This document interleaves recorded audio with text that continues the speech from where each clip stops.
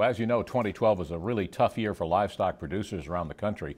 Record high feed costs severely impacted both production and profitability. Yeah, during the recent American Farm Bureau meeting in Nashville, our Damon Jones sat in on one of the livestock conferences and spoke to an industry expert who says any expectations for 2013 all hinge on one important factor. It's a new year and hopefully a new outlook for the livestock industry, as 2012 saw feed prices jump to more than $8 a bushel, making it nearly impossible for producers to make a profit. And the main culprit for this price spike was the severe lack of rain.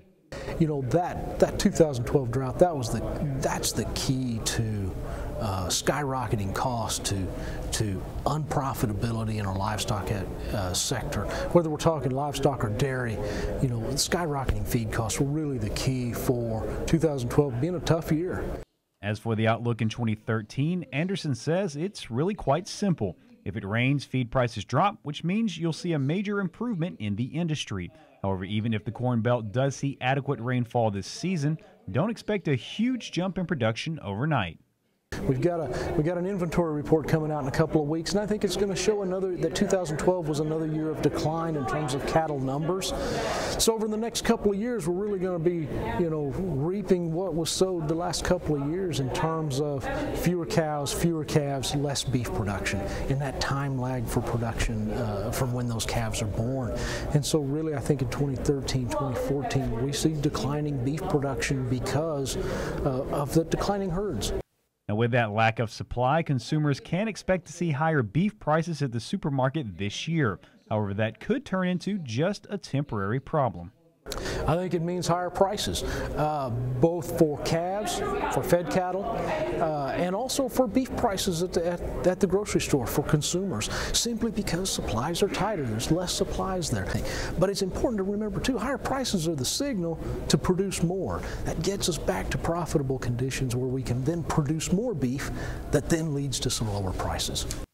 Despite the high prices, demand has remained strong, mainly because of the export market.